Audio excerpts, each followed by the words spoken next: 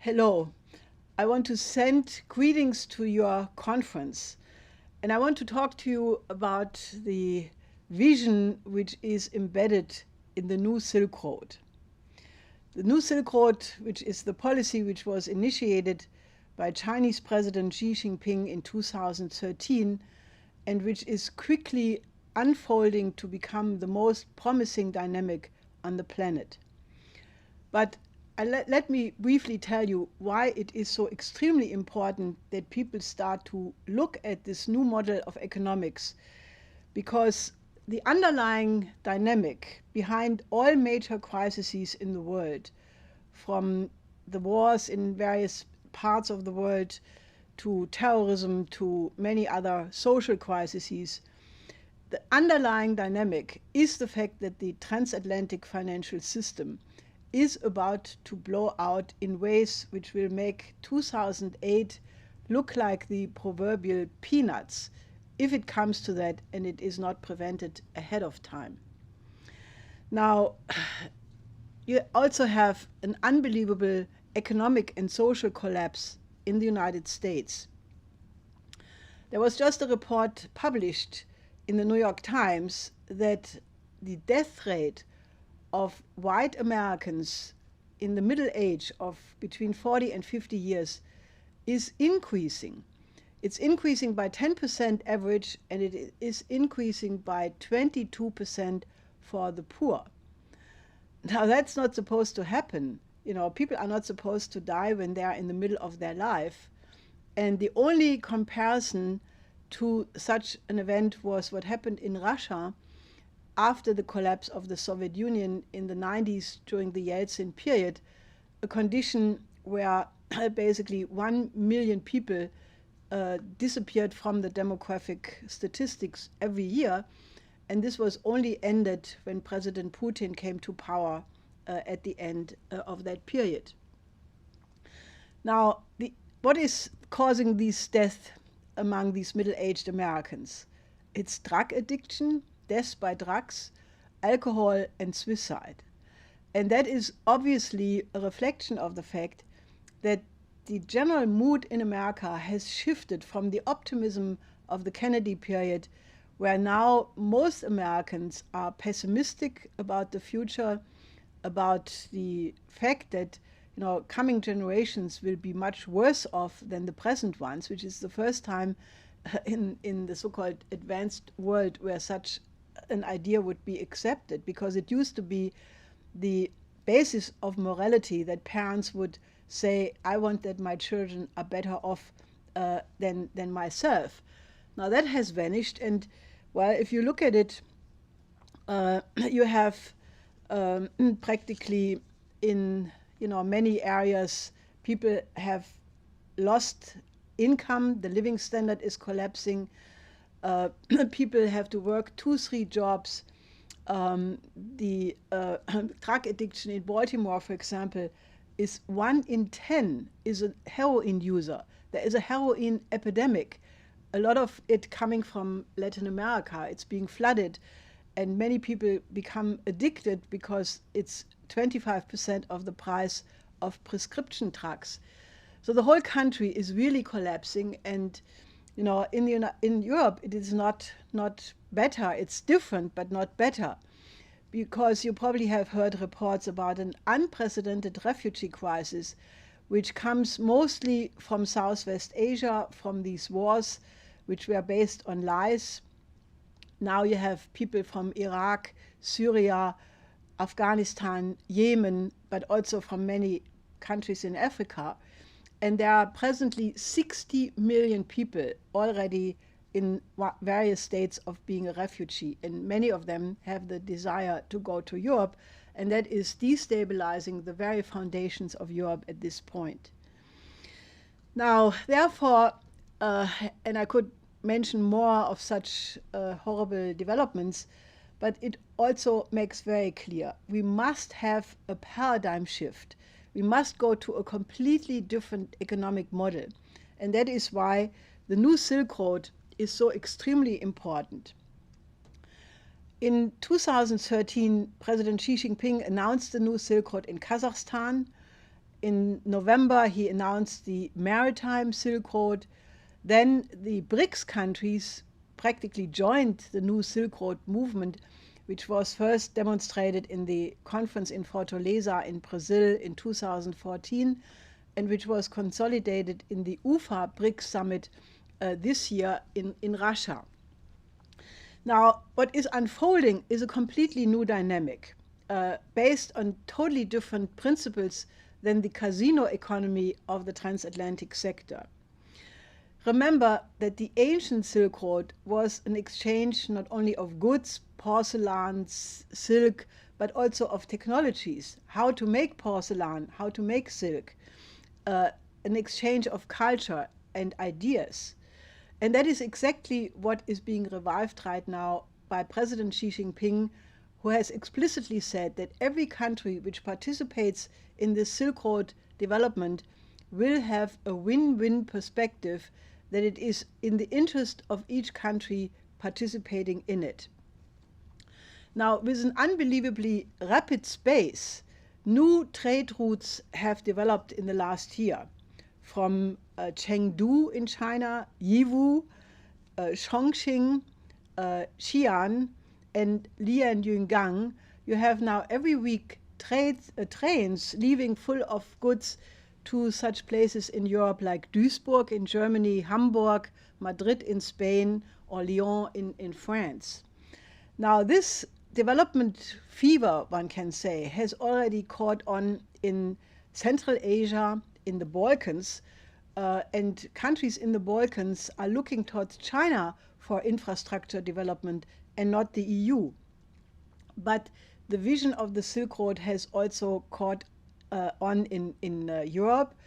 Xi Jinping was a couple of weeks ago in Great Britain, and the British, being always very smart to smell the new wind first, they had not only massive trade arrangements and trade deals with China, but they were saying that the golden age of British-Chinese relations is about to begin.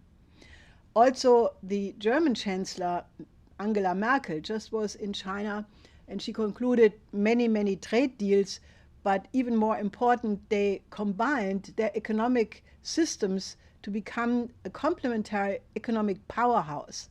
China just did the same thing, by the way, with Korea, with South Korea and Japan. Obviously very important to overcome the conflicts in the South China Sea. But this is not all, because in Spain there was just a very important forum on the Silk Road, where the leader of the most important development agency of China used the beautiful image that the Silk Road can and must become Noah's Ark for all the countries in trouble around the world. Now, that is especially important for Southwest Asia and Africa, the origin of the big refugee crisis, which is right now destabilizing all of Europe. Because obviously, if one would take the Silk Road, which is now going from China through Central Asia all the way to Europe, and would extend that into Southwest Asia to basically build infrastructure, integrated systems of fast trains, of waterways, of highways, of declaring war against the desert by tapping into new fresh water sources through large amounts of desalination of ocean water, through nuclear energy, by ionizing the moisture in the atmosphere, by creating new rain and weather patterns to declare war on the deserts, and this way create the precondition for new cities, for industry, for agriculture. I don't want to use the word Marshall Plan, because it's a slightly different conception, but it is a kind of a Marshall Plan, because that gives you the idea that it is possible through directed state intervention and economic policy based on physical principles to basically overcome any economic crisis, like the Marshall Plan did for Europe. Now, if you would announce at this point that all the great neighbors of the Middle East and the Near East, Russia, China, India, Iran, Egypt, and the European countries, which are now destabilized by the refugees, if they all would say, let's make a Marshall Plan for the Middle East together and invite the United States to be part of it, I think that there is absolute reason to believe that not only the problem of terrorism could be overcome, but that by showing such a vision of hope, that you could convince many young people, especially young men, not to join the jihad, but to fight for a better future, to become a scientist, to become an engineer, and to create a family and to have a future. And obviously the same thing is true for Africa, where now millions of people are, fleeing, taking the risk of 50% not making it by getting into little boats in the Mediterranean, where about 6,000 or more officially have drowned already this year, and people still take that risk to get to Europe. Now, if we would do the same thing with Africa and say, let's extend the Silk Road together, let's join all the countries and develop Africa, I think we could eliminate poverty and create stability in a very, very short period of time. Now, why am I so optimistic? Well, if you look at the China model of economy, China has done an economic miracle, which, apart from the German economic miracle in the post-war period, is really without any example. They have replicated in only 30 years what America and Europe needed for 200 years. And with that economic method, they have eliminated poverty. They have elevated 600 million people out of poverty. And the intention is to use the Silk Road development to basically make the same thing possible for the people in the interior regions in the west of China. Now, why is this functioning, and what can we learn from this Chinese model? Well, I have been many times in China, and I can assure you that I'm convinced that this is based on the Confucian tradition of China, which puts a very high premium on the excellence in education. Confucius said, rejuvenate yourself every day. Develop a new idea every day. Never do the same thing twice. Always improve yourself. Perfect yourself every day. And that is the principle which China has applied and is applying especially to the education of the young, the students, the pupils, also women. They put a very big emphasis on getting gender equality by having as many women participate in university education. They are graduating this year 2,000 students in the area of fusion economy alone. And I don't know of any European or country or America which would be even close to such a rate of progress. But they have not only created a win-win perspective with the Silk Road for other countries to join this, but they have also put up a new model of foreign relation, which is based on the idea of respect of sovereignty, of respect for the difference of the social model of the other country, of non-interference. And they have invited the United States and the Americas to join. And here you see behind me a world map of what we call the new Silk Road becomes the world land bridge. So it's really a model how to transform the underdevelopment of every part of the world and create a completely new paradigm. What this new Silk Road World Land Bridge policy really is, it's an effort to overcome geopolitics. Geopolitics, which was the cause for 2 world wars in the 20th century, which is the idea that a group of nations or one nation has a legitimate interest which it must defend against other nations if need be by military means. And that kind of thinking has to be eliminated because in the age of thermonuclear weapons, war cannot be a means of conflict resolution anymore. So we have to replace the idea of geopolitics with the idea of the common aims of mankind. And there are many common aims of mankind. For example, the elimination of poverty, which would be very easy. We could get rid of poverty in a year, in 2 years, very easy. We have to protect our planet, which after all is only a tiny blue planet in a big solar system in an even bigger galaxy, and our galaxy is only one of billions of galaxies. So our little blue planet is, really very precious to us, and it must be protected against asteroids, comets, and other dangers from outer space. Instead, we should explore space.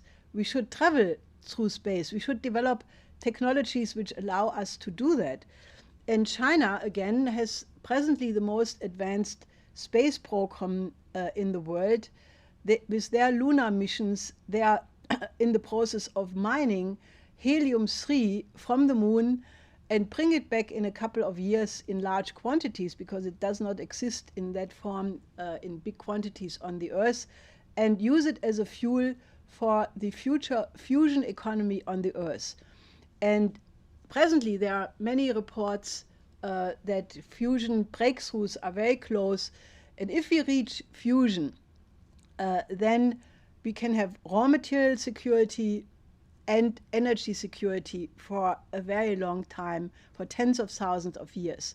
And helium-3 will be already the second generation of fusion economy, basically changing all the physical principles, also allowing then to use fusion power for space travel. So there are many good things in the future, but I think we have to really fight for this model. I think it is within reach that every child on the planet could have access to universal education. And if that happens, oligarchism will disappear. And moreover, if every child can have all access to all areas of knowledge to develop the fullest potential which is embedded in each human person, more and more people will become truly human, more and more individuals will become genius. And we are only at the embryonic age of mankind. Just think, in the last 10,000 years, that's not a long time if you compare it to the age of the universe or even our planet, how much development did man make? Basically from a population potential of maybe a couple of million people who were hunters and gatherers, and now we have 7 billion people, and we have unbelievable technologies. We can communicate, we can do all kinds of things. But the next 10,000 years, we can explore riches of our universe where we presently can't even think about. But we must have that kind of optimism that we are on the verge that humanity is becoming the true creative species. And I think that is all the promise and the vision of the Silk Road. So join it and study it.